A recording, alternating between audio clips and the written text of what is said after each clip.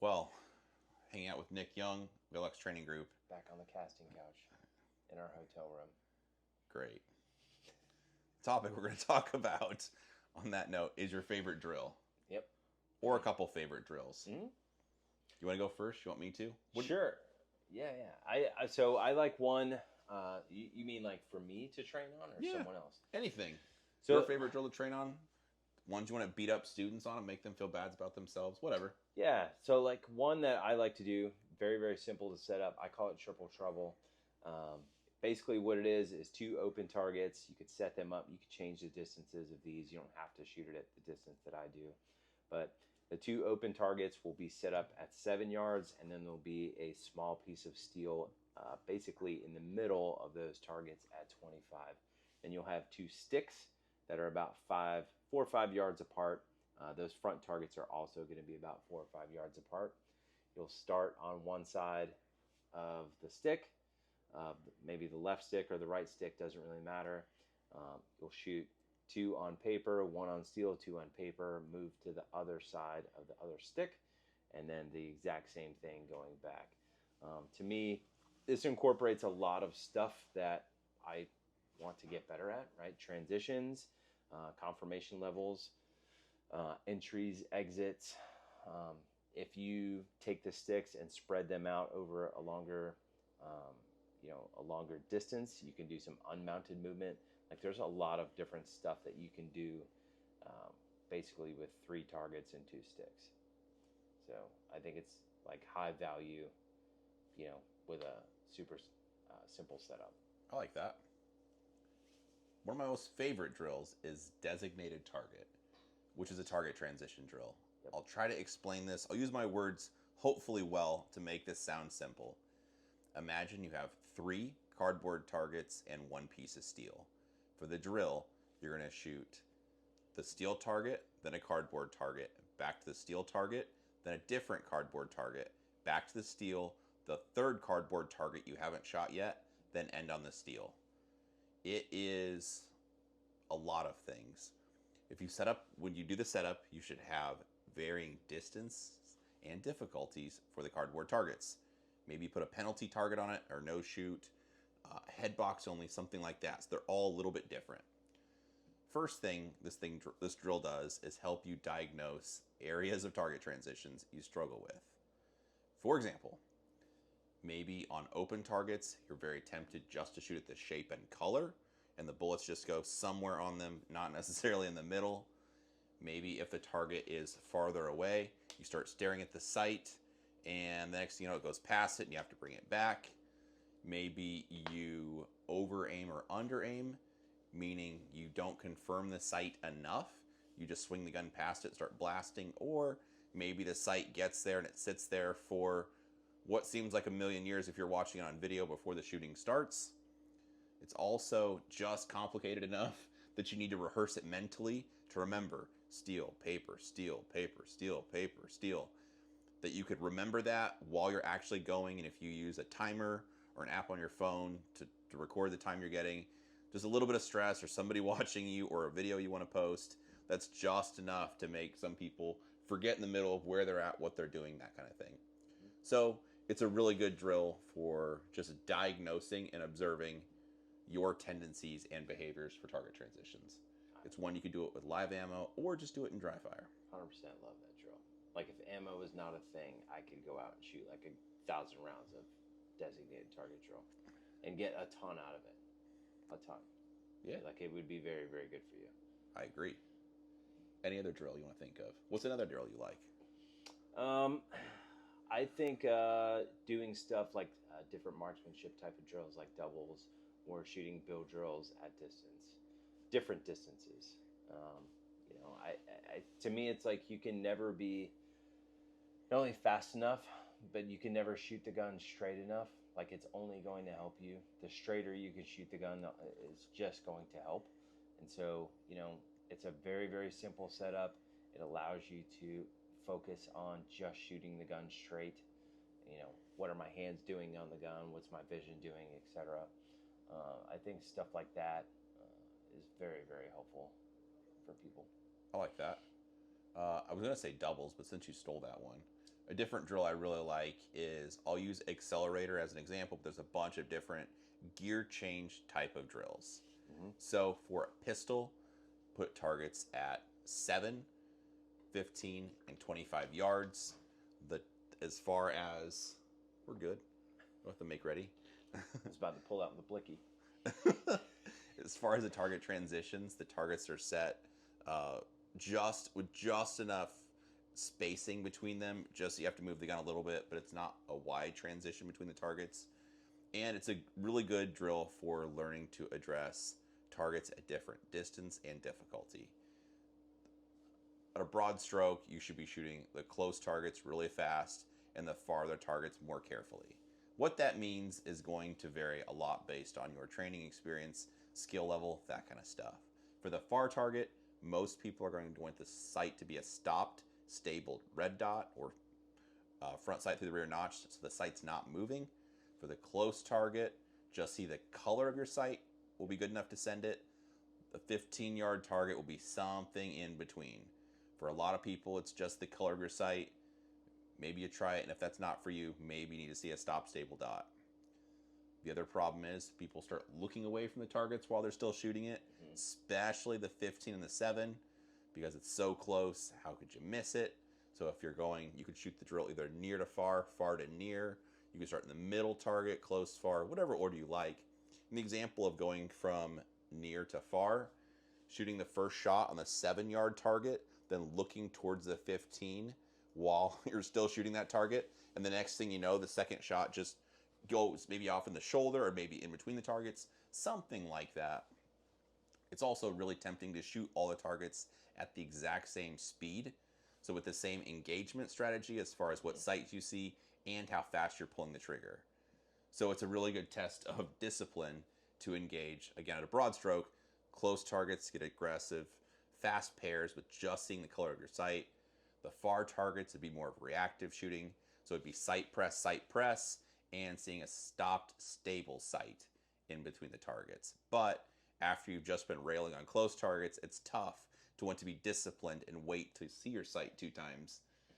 If you're predisposed to be a Shreddy Krueger kind of guy, it's tempting just to keep that pace the whole way out there and not be disciplined on the far targets. With a rifle, I like stretching it out to 50 yards. So you could do 10, 25, and 50, whatever distances you like. But it's just a good way at learning to engage different targets or address different targets differently. Absolutely. I've got one more. Do it. It can be as easy as you want it to be or as hard as you want it to be. However, I like to make it pretty hard, especially with rifle. I find it to be very advantageous doing this particular drill. Oh boy. So you got 3 targets. You will bill drill the middle target or any one of the targets. Get that specific cadence in your head, and then you will shoot all 3 targets at that exact same cadence. And I think one really cool thing about it is it shows you, like, hey, you need to make your eyes keep up with this particular pace. It's like you're going to pull the trigger on that pace, whether the sight is in that place that you want it to be or not. And so it really highlights the fact that, like, you need to be bumping your eyes to the places on the targets that you want the gun to show up on. And if it doesn't, like, you'll see drag-ons and drag-offs. I like doing this with rifle at like 10 to 15-ish, on a good day 20. 20 can be pretty hard.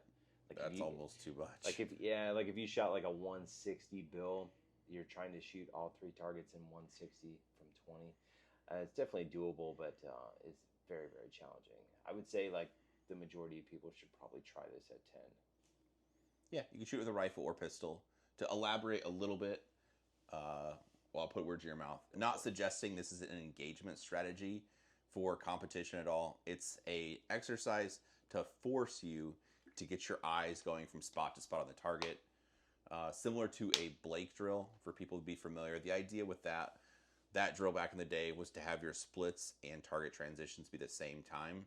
So just sound like bop, bop, bop, bop, bop, bop. So just 6 shots back to back with no pause in between, opposed to bop, bop, pause, bop, bop, pause, bop, bop. So it's a really infuriating one, because if you don't find the center of the targets, the bullets will trend any which way as you drag them across them, look at the wrong spot, have trigger freeze, any of that kind of stuff. So it's a test of relaxation, and it's just a training tool, not an engagement strategy, just to force your eyes to go to spots on the target. I love it. It's one of my favorites. Yeah. For sure. Well, for my last drill, you kind of already took it a little bit, but I'm gonna talk about it more. I want to talk about the doubles drill. If I had to pick one drill that I do the most in the range, it would be that. Especially, I was thinking about it just because I just got this Parker Mountain machine gun. Well, not machine gun. Parker Mountain machine slide.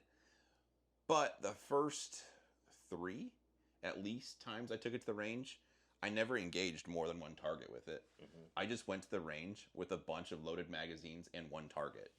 The whole point was just trying to shoot the gun straight. Mm-hmm. Learning what input I need to put into it, how to grip the gun. To explain the doubles drill briefly for anyone not familiar, draw from a holster either with a pistol or rifle. From a rifle, just be low ready to mounting the gun. With a pistol, draw from a holster. I don't care about the draw time, just getting a grip that I perceive to be good. My hands are in the right spot. Then shooting a rapid fire pair on the targets as fast as I can pull the trigger. A pause to let the gun quiet down and reset it on the target. Another rapid fire pair, pause. Do that for 4 pairs total or 8 shots. There's a bunch of things that happened, or can happen. Commonly, right-handed shooters will push into the gun and cause a low left from trying to stop the gun from recoiling.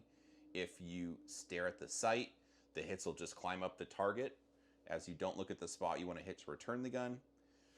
Bad things as far as your grip, which could be your hands not staying together on the gun and the gun recoiling while your support hand stays put. That happens a ton. Yeah. Or maybe in dry fire, you've been training without checking it with live ammo. You're used to drawing the gun really fast, but you don't hang on to it super hard. So I draw the gun, and then I start firing. It's like, oh, okay. And after the first couple pairs, then I see a big change where my hands clamp down or my shoulders go up, something like that. So it's a good way to check your grip or to assess your dry fire draws. So anyway, there's a bunch of stuff you could do on that. I shoot the drill at different distances. So with a rifle, out to probably 50, I would say, is pretty max. Like for my ability with a flash hider on the gun. Yep. Otherwise, with a rifle, probably 15.